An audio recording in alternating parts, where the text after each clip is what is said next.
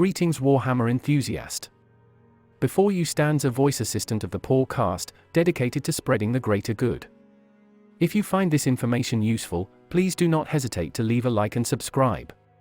Together, we shall explore the depths of the Warhammer universe and share in its wonders. You can find the enthralling previous chapter of this epic tale by following the hint in the upper corner of your screen. In this epic tale, we explore the relentless advance and devastating impact of two formidable Tyranid Hive Fleets, Gorgon and Kraken. Join us on this thrilling journey through battles, alliances, and struggles against the seemingly unstoppable forces of the Tyranids. Tyranid Hive Fleet Gorgon invaded the Tau Empire, leaving regions barren and creating the eerie zone of silence. Though smaller than other Hive fleets, Gorgon stood out due to its extraordinary ability to rapidly adapt biologically to new battle situations. In fact, this Hive fleet manifested more bioform varieties than any other, a trait that may have been unique to Gorgon or a response to conflict with the technologically adaptable Tau. Utilizing lethal malleability, Gorgon targeted worlds by deploying large numbers of sporecaster organisms within its invasion swarms. These sporecasters released clouds of toxins into the atmosphere, setting the stage for Gorgon's initial assault. This strategy enabled the Tyranids to exploit weaknesses in their enemies' defenses, making them a formidable foe even for the technologically advanced Tau. Gorgon's biological adaptability stemmed from a gland present in every organism, which produced a toxic, semisentient spore. As the Hive fleet engaged in battle and consumed the flesh of its enemies, these spores tailored themselves to the biological makeup of their prey. The resulting adaptations were transmitted through the synaptic network, rendering Gorgon's weapon spores increasingly toxic to their latest opponents. Even the slightest scratch or skin contact could prove fatal. Gorgon's prowess in biological warfare was so great that the Tau found themselves outpaced and overpowered. As Gorgon invaded the Tau Empire, the Tau were forced to adapt to counter the Tyranids' relentless assault. The conflict between these two factions showcased the limits of adaptability, as each side tried to outmaneuver the other in a desperate struggle for survival.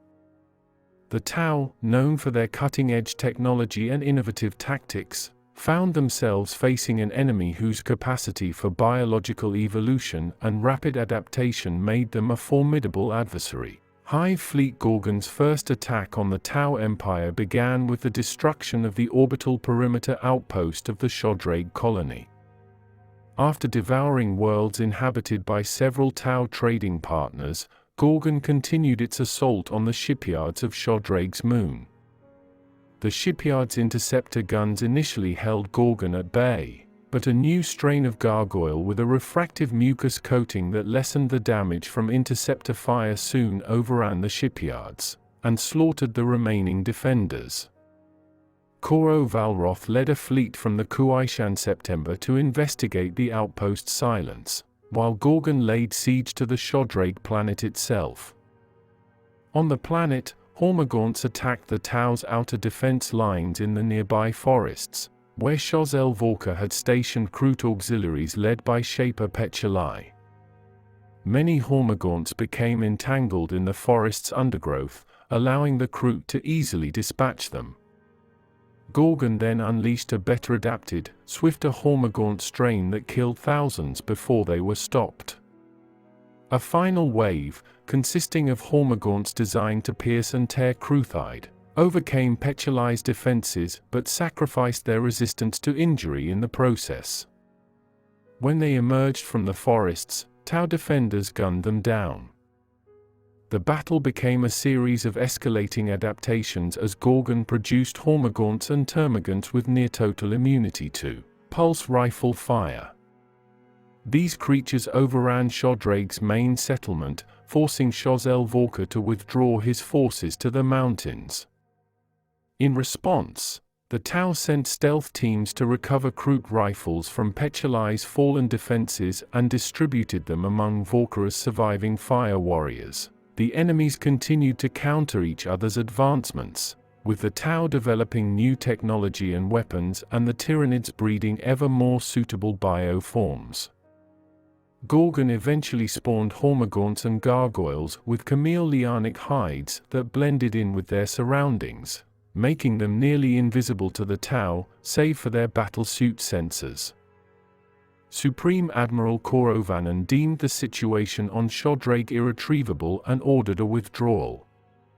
His fleet broke through the blockade and tried to evacuate the surviving ground forces, but Shozel Vorka remained behind under the pretext of covering the retreat.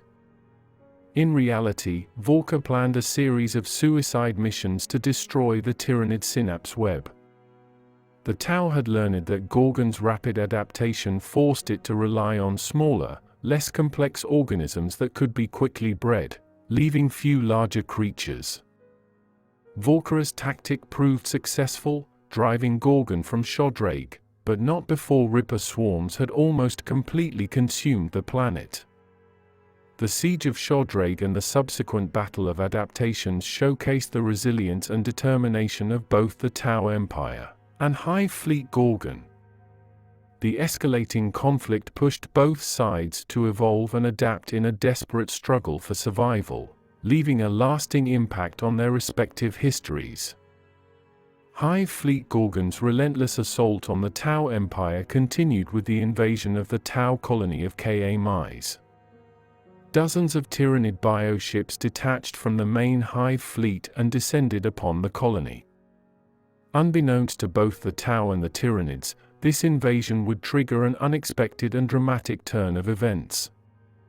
As the Tyranid bioships closed in on Ka-Mise, a Necron fleet suddenly emerged from the colony's dead moon. The Necrons, an ancient race of robotic warriors, had been dormant for millennia and were awakened by the Tyranid invasion. The Necron fleet wasted no time in engaging the Tyranids, using their advanced technology to destroy the outnumbered bioships. The Tau on Ka-Mise, caught off guard by the sudden arrival of the Necron fleet, declared a day of celebration, as the Necrons had seemingly saved them from certain doom at the hands of the Tyranids.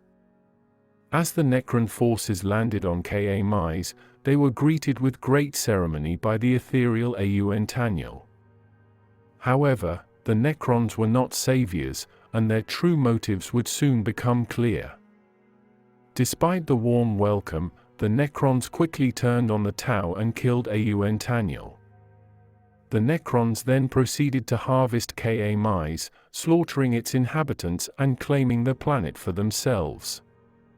The sudden betrayal by the Necrons sent shockwaves through the Tau Empire, which had already been reeling from the devastating conflict with Hive Fleet Gorgon. In response to the events on Ka-Mise, the Kuaishan Ethereal Council ordered the evacuation of all colony worlds between Ka-Mise and Kuaishan.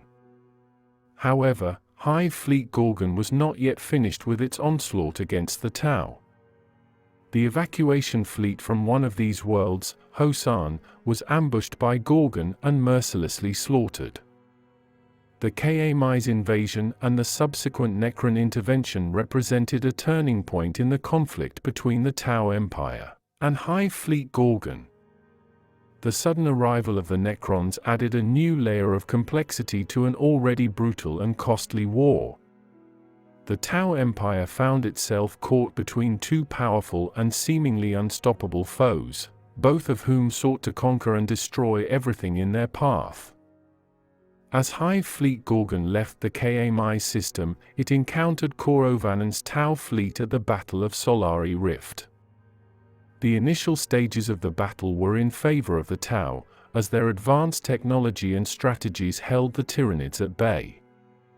However, the tide turned when a cluster of Ramsmiter and Razorfiend bioships, displaying near immunity to the Tau's ion cannons, entered the fray. Forced to withdraw, the Tau fleet managed to destroy several of Gorgon's navals, bioships essential for faster-than-light travel, hoping to buy time for Kuaishan to further fortify against the impending Hive fleet. On its way to Kuaishan, Gorgon consumed the Roksh system, home to the Rokshashi Wealthweb merchant guilds.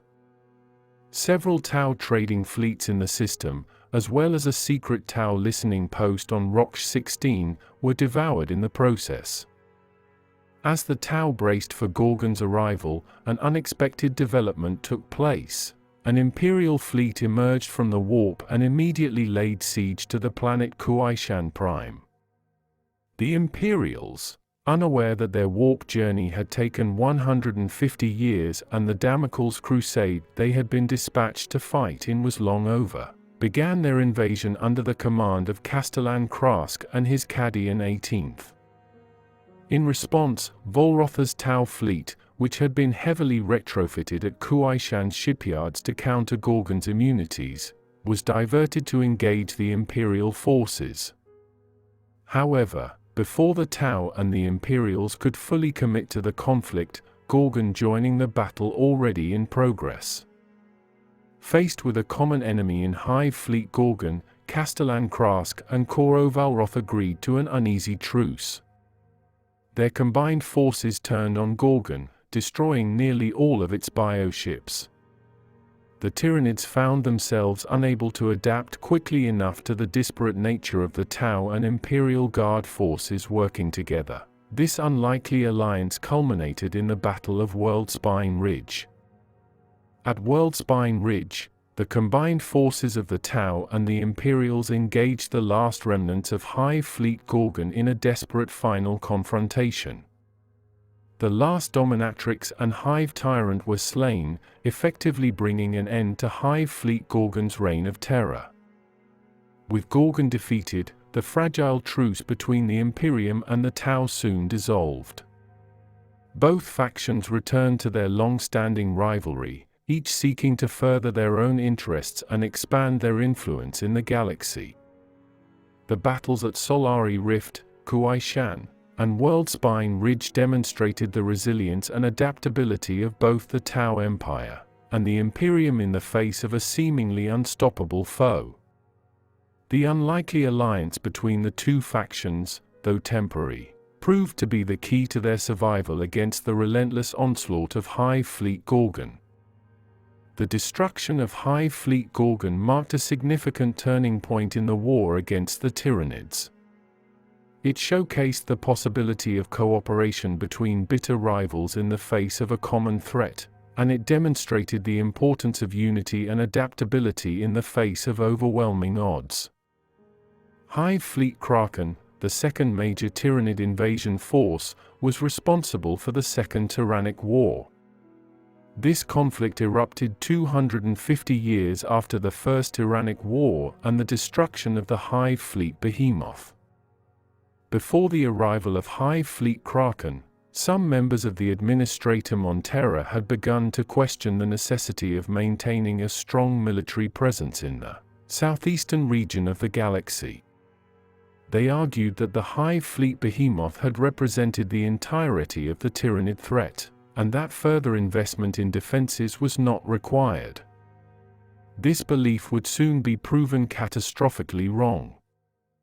Hive Fleet Kraken's invasion strategy differed significantly from its predecessor, Behemoth. Instead of concentrating its forces into a single massive assault, Kraken employed a more insidious approach. It split its bioships into numerous smaller fleets, which spread out and attacked multiple systems simultaneously. This divide-and-conquer tactic made it exceedingly difficult for Imperial forces to mount an effective defense, as they were forced to respond to attacks on multiple fronts. The first signs of Kraken's arrival were the sudden disappearance of several outlying Imperial worlds. These planets were found to have been utterly consumed by Tyranid bioorganisms, leaving nothing but barren husks in their wake. As the true scale of the new Tyranid threat became apparent, the Imperium scrambled to organize a defense against the encroaching Hive Fleet. One of the most notable battles of the Second Tyrannic War was the Battle of Ichar IV. The Imperium of Man faced a major uprising on Ichar IV, a critical planet in the eastern region of the Ultima Segmentum. Ichar IV's factories were essential to the operation of the densely populated sectors, but the planet was seized by a religious fundamentalist group called the Brotherhood. Preaching the return of the Emperor, the Brotherhood quickly gained the loyalty of the workers and established a strong presence on the planet. Despite scrutiny from the ecclesiarchy, the group's activities seemed legitimate at first. However, tensions escalated when the Brotherhood refused to pay tithes and participate in the planetary defense force. Violence erupted during a demonstration outside the Brotherhood's cathedral, with arbitrators of the Adeptus Arbites attempting to suppress the growing unrest. The conflict intensified, and the Brotherhood managed to seize control of the planet's major cities, forcing the Arbites to retreat. Inquisitor Agma arrived to assess the situation and called for the support of the Ultramarines, a Space Marine chapter, to help retake the planet. The Ultramarines arrived and swiftly secured key locations, pushing back against the Brotherhood's forces. In the midst of the conflict, Inquisitor Agma discovered that the Brotherhood was led by a Genestealer cult, a subversive alien threat that had infiltrated the population. With this knowledge, the Imperium's forces focused on eliminating the cult and its monstrous leader, the Genestealer Patriarch. After a brutal battle, the Patriarch was slain by an Ultramarine librarian, causing the revolution to lose momentum and the remaining cult members to be crushed by the combined forces of the Ultramarines and the Imperial Guard. Ichar IV was reclaimed for the Imperium, and the Genestealer cult was eradicated. However, the victory was not without lingering questions. The human leader of the Brotherhood was never found, and astropaths reported a shift in the warp, sensing a monstrous entity focused on Ichar IV. Inquisitor Agma's report to the Inquisition confirmed his suspicions. The Tyranids had returned, with a new hive fleet, Kraken, and in the chaos of the rebellion, several planets were easily consumed by the advancing threat. As Hive Fleet Kraken neared Ichar IV, it devoured hundreds of planets along its path. To the dismay of the Imperium, thousands of Genestealers emerged from beneath the surface of Ichar IV, revealing that the earlier claims of successfully purging the Genestealer infestation had been false. As confusion and chaos spread, the Tyranids launched a massive invasion, overwhelming the Imperial defenses. The invasion force consisted of various Tyranid bioforms, such as Gaunts, warriors, and Carnifexes, as well as larger creatures like the Tyrannifex and Hierophant biotitans. The Tyranids were committing their full arsenal to the assault on Ichar IV. Despite the dire situation, the Imperium was not without hope. The previous infestation on Ichar IV had provided a warning, enabling the Imperium to mount a strong defense of the system and inflict heavy losses on the Tyranids. The Imperial forces were significantly bolstered by Marneus Calgar, Lord of the Ultramarines and a hardened veteran of the battle for Macragge. Calgar led his own Ultramarines, as well as allied Space Marine chapters, against the Tyranids once more. Utilizing tactics he had developed during the First Tyrannic War, Calgar rallied the defenders of Ichar IV and pushed the Tyranids back in a brutal conflict. In a dramatic turn of events reminiscent of the battle for Ultramar, Calgar faced the Swarmlord once again. However, this time it was Calgar who emerged victorious, slaying the monstrous creature in an epic duel. With the Swarmlord defeated and unable to counter Calgar's strategies, the Tyranids were ultimately driven from Ichar IV. While the victory was a significant one for the Imperium, it came at a heavy cost. Ichar IV was left in ruins, and the Ultramarines' allies, the sides of the Emperor and Lamenters, suffered near annihilation. The Battle of Ichar IV serves as a testament to the resilience and determination of the Imperium in the face of overwhelming odds, as well as the importance of strong leadership and tactical adaptability when facing the ever-evolving Tyranid menace. Hive Fleet Kraken attacked the Eldar Craftworld of Iyanden, one of the largest and most populous of the Eldar worlds, in a devastating assault that would later be known as the greatest tragedy the Craftworld would suffer. As one tendril of the Hive Fleet assaulted Ichar IV, another approached Iyanden. The impending doom was reported by Iyanden's rangers, who informed the Craftworld of a massive Tyranid swarm heading directly towards them. Unable to outrun the vast Tyranid fleet, Farsight, Iyanden's spiritual leader, declared that they must all fight together for any chance of survival. The Craftworld was fortified, every Eldar citizen deployed as guardians, and the avatar of Ever-encroaching awakened in a sacred ritual. Reluctantly, Farsight also ordered the awakening of the Wraith Guards, constructs inhabited by the souls of deceased Eldar.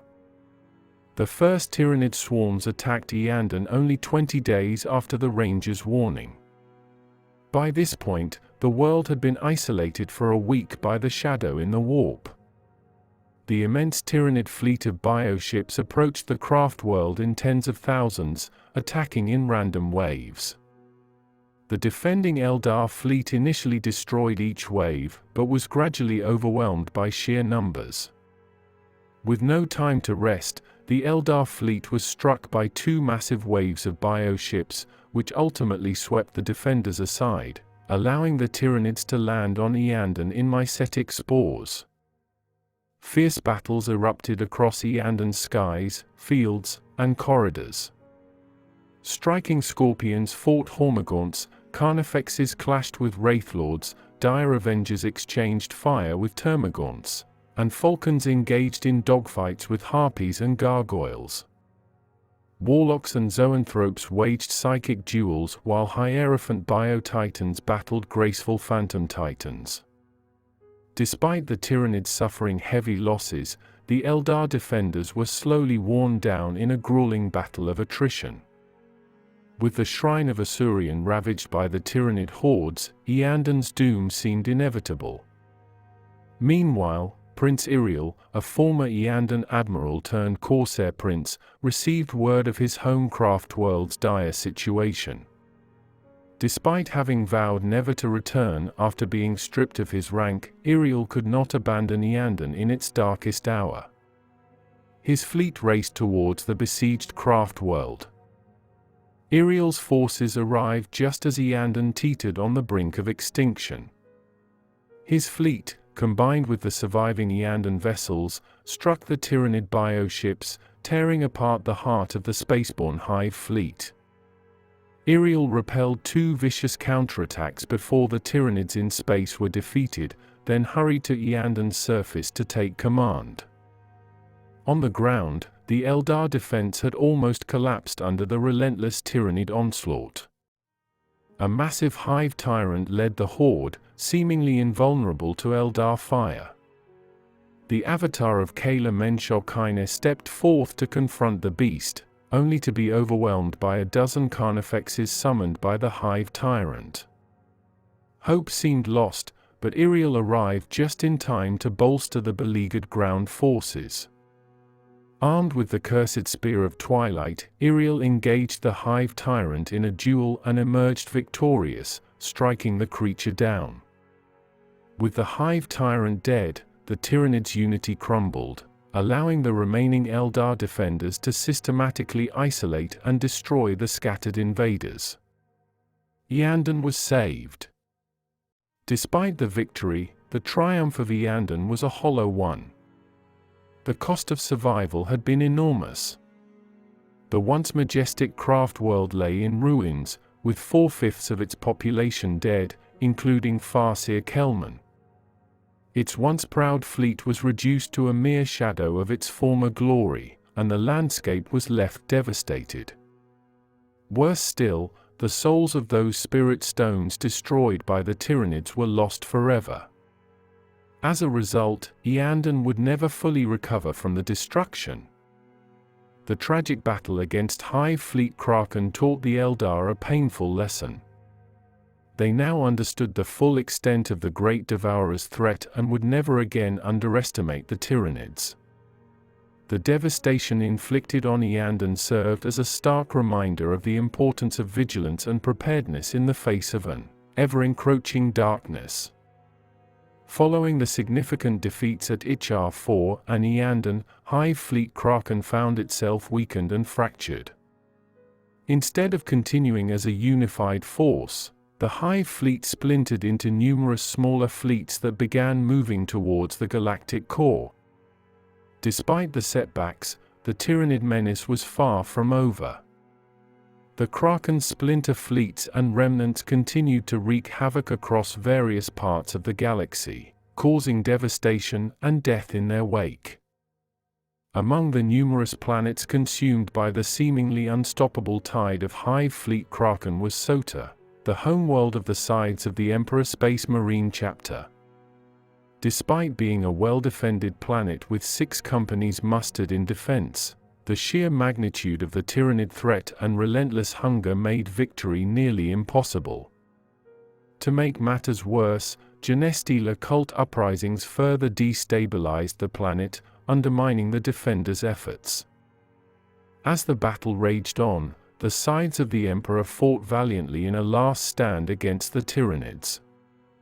With each passing moment, the situation became increasingly dire, and it appeared that the entire chapter would be annihilated.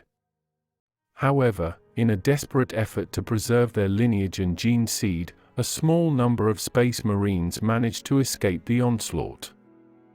Sotha, like countless other worlds consumed by the voracious Hive Fleet Kraken, was ultimately reduced to a barren asteroid by the Tyranids. Of the Sides of the Emperor, only 200 Marines successfully broke through the Tyranid assault. Their escape, however, was far from a reprieve. With much of the surrounding region overrun by the Tyranids, there was nowhere safe for them to go. Upon receiving a request for assistance in suppressing what was initially believed to be a minor rebellion, Chief Librarian Mephiston of the Blood Angels led a strike force to the Imperial hive world of Hollonan. However, it soon became apparent that the situation was far more dire, as the rebellion was actually a massive infestation of Tyranid Genestealers from a splinter fleet of Hive Fleet Kraken. Though the Blood Angels managed to purge the alien infestation, they were too late to prevent the invasion of Hollonan by Tyranid bioships. Understanding the severity of the situation, Mephiston sent requests for aid to the Angels' Vermilion Space Marine chapter. During the ensuing battle, Tyranids managed to overrun both the planetary defense batteries and fusion reactors. The only area where the forces of humanity held their ground was where Mephiston himself fought during the brutal 2-week battle. Mephiston managed to slay the Hive Tyrant but was struck down by a Trigun in the process. Just as the battle seemed increasingly desperate, fresh companies of Blood Angels and Angels Vermilion arrived, descending from the sky in drop pods and Storm Raven gunships. The human forces were further reinforced by the Eldar of Ulthwi Craftworld, led by Farsight Eldred Ulthran, who temporarily allied with the Imperium for their own enigmatic reasons. Caught between these 3 armies, the Tyranids were ultimately defeated. Eldrad stayed just long enough to witness Mephiston being recovered from the rubble before the Space Marines and Eldar went their separate ways. An outer wing of Hive Fleet Kraken entered the Damocles Gulf and encountered a Tau exploration vessel in the Coreward Marches. The vessel managed to send a courier drone before self-destructing. In response to the Tyranid invasion, the Tau Empire halted its invasion of the Imperial planet Quadrividia and offered to ally with humanity against the Tyranids. Lord General Zyvan accepted the alliance, providing astropaths to serve aboard Tau ships as liaisons. The main force of Battlefleet Damocles planned to intercept the splinter fleet at Quadrividia. However, an Imperial task force consisting of around 100 warships under Admiral Boom, Imperial Guard regiments from the Death Corps of Krieg, local Skitarii, and a small garrison of Adeptus Astartes from the Reclaimers chapter were stationed at the strategic Forge world Fecundia. The renowned Commissar Siaphas Kane was also present. During the ensuing battle, the Imperial forces discovered that the Kraken hive mind wanted to destroy a fragment of a bioship that had been recovered from Nusquam Fundamentibus and transported to Fecundia for study. Realizing that the competing hive minds were partially neutralizing each other, the Imperial forces used an astropath, Clementine Dre, to amplify the fragment's signal into the attacking fleet, disrupting its command and control. Dre's sacrifice allowed the Imperial Navy to gain the upper hand, forcing the Tyranids into full retreat. Following the victory, the Imperial Guard established a permanent garrison on Fecundia, which was officially declared cleansed. The Farsight Enclaves, a group of Tau colonies led by the legendary commander Farsight, found themselves under attack by a splinter fleet of the formidable Hive Fleet Kraken. The Tyranids, an alien race known for their immense adaptability and relentless hunger, posed a significant threat to the Enclaves. In the face of this danger, Commander Farsight himself made a triumphant return to lead the defense against the Tyranid invaders. He assembled a force of 80-15-8 battlesuit teams, which were piloted by skilled Tau warriors and equipped with advanced technology and powerful weaponry. This elite force was crucial in mounting an effective resistance against the seemingly unstoppable Tyranid swarm. Ultimately, the Farsight Enclaves emerged victorious, driving the Tyranid splinter fleet back and securing their survival against the alien menace. The resilience and determination of the Tau, along with the legendary tactical acumen of Commander Farsight, proved instrumental in this hard-fought victory. In the aftermath of the initial battle with Hive Fleet Kraken, the Farseers of Iyanden had created a warp storm to obstruct the pursuing Tyranids. Hundreds of bioships were caught in the tempest, and the Eldar believed they had been destroyed. However, this was not the case. Thanks to the prophecies of Tarek Silvereye, Iyanden discovered that the remnants of Kraken had returned to the Materium. Even more concerning, these remnants were heading towards Hive Fleet Leviathan. The Eldar realized that if the fleets were to combine, the consequences could be catastrophic. The bioinformation Kraken had consumed from the Eldar could merge with Leviathan's resources, resulting in an unstoppable strain of Eldar Tyranid hybrids. Determined to stop Kraken once more, the Eldar focused their efforts on the world of Duriel. Iyanden was soon joined by Biel-Tan and, surprisingly, the Dark Eldar of Comorra. Harlequins managed to broker this unlikely alliance. The Dark Eldar provided the key to defeating the Tyranids, a psychic device called the Fireheart, which, when activated, would destroy Duriel's core and annihilate the alien beasts along with it. However, the device could not be detonated remotely, meaning that whoever stayed behind to activate it would perish with the planet. As the battle commenced on Duriel, Biel-Tan's Swordwind arrived first and faced the brunt of the initial fighting. However, Craftworld Iyanden soon came under attack, even though they had not yet reached their destination. The unthinkable had happened. The webway nexus on Duriel had been compromised, allowing swarms of Tyranids to pour through it. Silvereye immediately ordered his Wraith constructs to defend Iyanden's webway gate and prevent the Craftworld itself from being overrun. The avatar of Iyanden was awakened and hurled itself into the Tyranid horde. With the aid of the mighty embodiment of Kaine, the Eldar were able to push the Tyranids back through Iyanden's webway gate and onto the surface of Duriel. Upon arrival, Iyanden's forces discovered that the final battle on Duriel was already underway at a mountain known as Godspeak. Here, Biel-Tan's Farseers sought to activate the Fireheart, while forces of Eldar and Dark Eldar fought to keep the Tyranids at bay. The Eldar fought valiantly as the Fireheart was activated, causing Duriel to implode.